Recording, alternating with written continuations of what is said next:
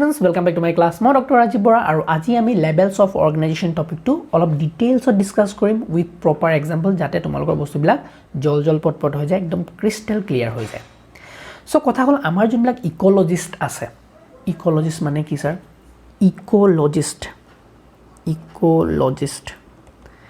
ইকোলজিষ্ট হল এনেকুৱা বিলাক সাইন্টিষ্ট যোনে ইকোলজি ষ্টাডি কৰে.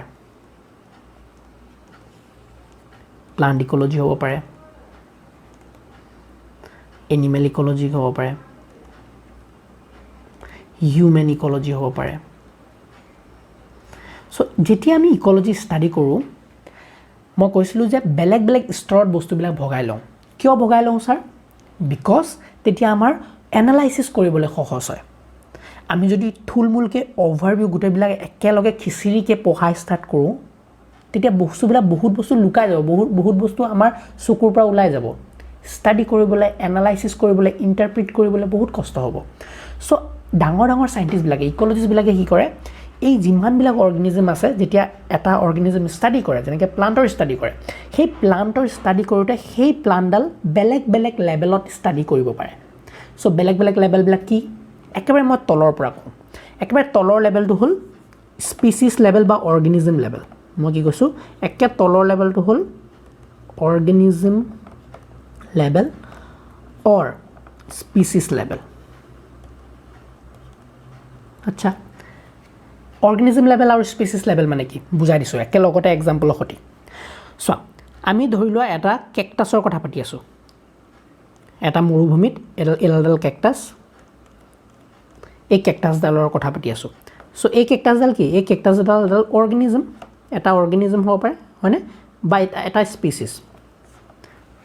চ' এই কেকটাছডাল কেনেকুৱা ধৰণৰ পৰিৱেশত জীয়াই থাকে, ইয়াক কিমান পানী লাগিব, ই কোন সময়ত ফ্লাৱাৰ কৰিব, ইয়াৰ লগত ৰিলেটেড কেনেকুৱা বস্তু আছে, জীয়াই থাকিবলৈ ইয়াক কিমান পানী লাগিব, কিমান সূৰ্য পোহৰ লাগিব, কিমান ৰেইনফল লাগিব গোটেই বছৰত, এই গোটেইবিলাক বস্তু যদি আমি ষ্টাডি কৰোঁ অৰ্গানিজম লেভেলত, যেনেকৈ ইয়াৰ ৰুটছ কিমান ডাঙৰ হ'ব পাৰে, ইয়াৰ আকৃতি কেনেকুৱা, মৰ্ফলজি কেনেকুৱা, গোটেইবিলাক আমি কি ষ্টাডি কৰিছোঁ ফ'কাছ কৰি, অকল এটা ছিংগল স্পিচিছ বা অৰ্গেনিজমৰ ওপৰত ফ'কাছ কৰি আমি ষ্টাডি কৰি আছোঁ. তো এইটো হ'ল অৰ্গেনিজম লেভেলত আমি ইকোলজিটো ষ্টাডি কৰা ষ্টাৰ্ট কৰিছোঁ.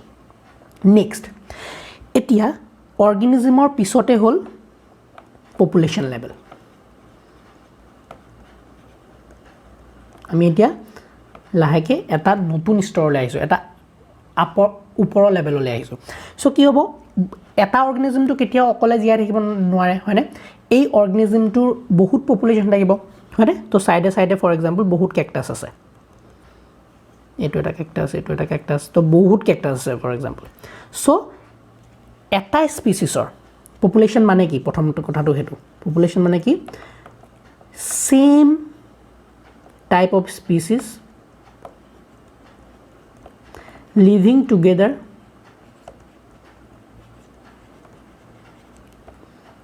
and interbreeding. স্যাৰ কি ক'লে স্যাৰ? অৰ্গেনিজম লেভেলটো বুজি পালা, যেতিয়া আমি একদম সৰু লেভেল সূক্ষ্ম লেভেলত ষ্টাডি কৰোঁ এটা স্পেচিছৰ.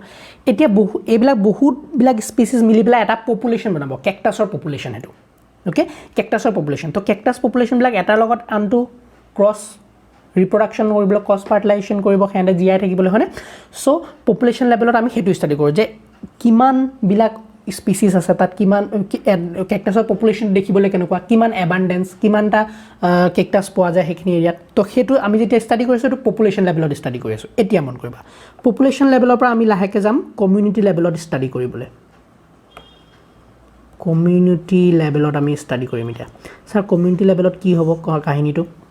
চোৱা, এতিয়া এই কেকটাছৰ পপুলেশ্যনখিনি পাইছোঁ আমি, অফক'ৰ্ছ এই কেকটাছৰ পপুলেশ্যনৰ চাইডে বহুত ইণ্টাৰেকশ্যন চলি আছে লিভিং বস্তুৰ লগত. চ' কমিউনিটি লেভেলত কি হয়, আমি লিভিং ফেক্টৰ্ছ বা বায়'টিক ফেক্টৰ্ছৰ লগত ইণ্টাৰেকশ্যনটো চাওঁ.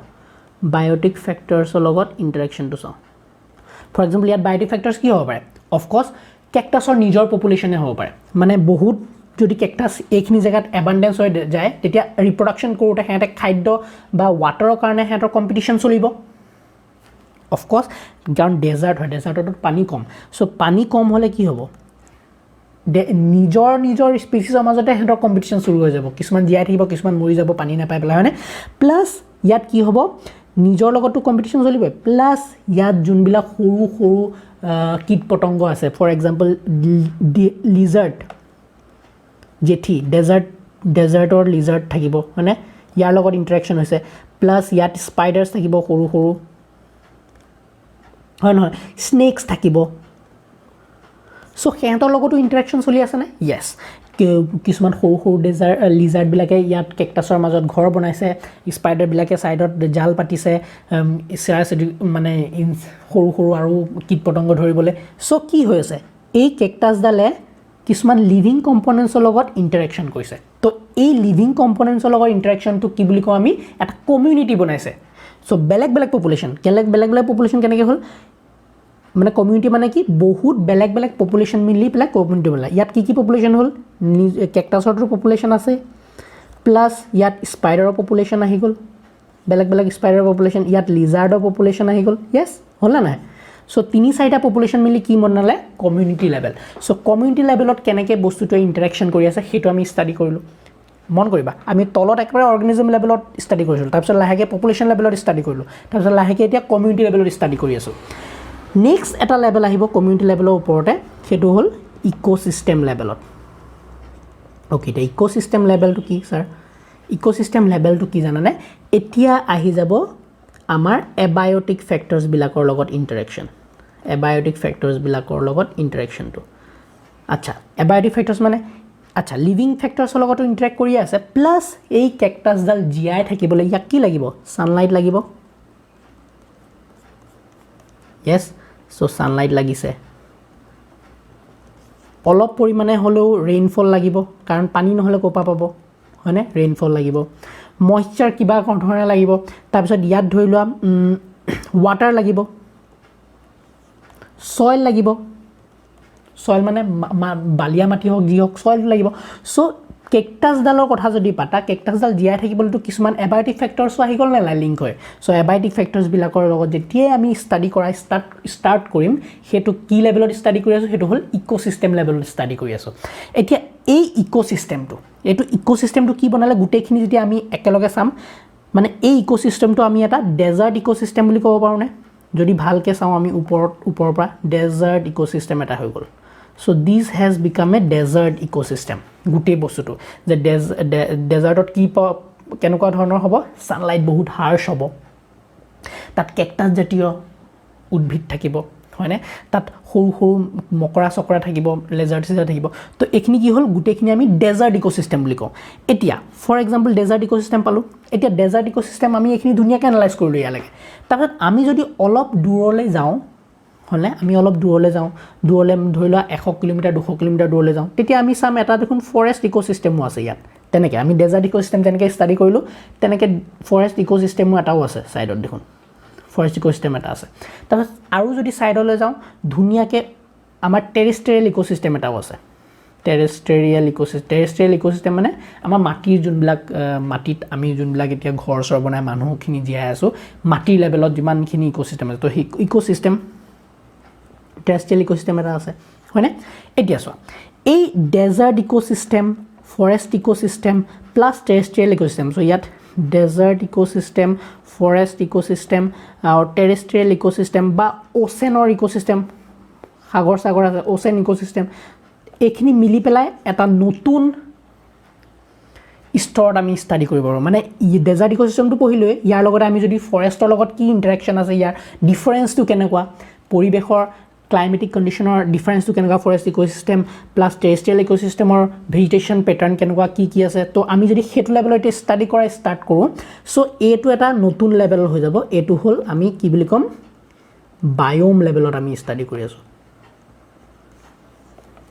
বুজি পালা বায়'ম লেভেলত আমি ষ্টাডি কৰিছোঁ এতিয়া ফাইনেলি বায়'ম লেভেলত ষ্টাডি কৰাৰ পিছত কি হ'ব আমাৰ বায়'ম লেভেল এতিয়া বেলেগ হ'ব আমাৰ যদি আৰ্থটো চোৱা পৃথিৱীখন ইকুৱেটাৰ হয়নে চ' বায়'ম বেলেগ বায়'ম হ'ব পাৰে এইখিনি ইয়াত যোনটো ট্ৰপিকেল ৰিজন আছে ট্ৰপিকেল ৰিজনৰ বেলেগ বায়'ম থাকিব ইয়াত desert ecosystem forest ecosystem terrestrial ইয়াত বেলেগ থাকিব চ' এই এৰিয়াখিনি আমি ক'ম ট্ৰপিকেল বায়'ম এইটো ট্ৰপিকেল ৰিজনৰ বায়'মটো ইয়াত তাৰপিছত একেবাৰে ইয়াত আমি যদি চাওঁ পোলছবিলাকত চ' পোলাৰ লেভেল বা আৰ্কটিক লেভেলত বায়'ম থাকিব পোলাৰ বায়'ম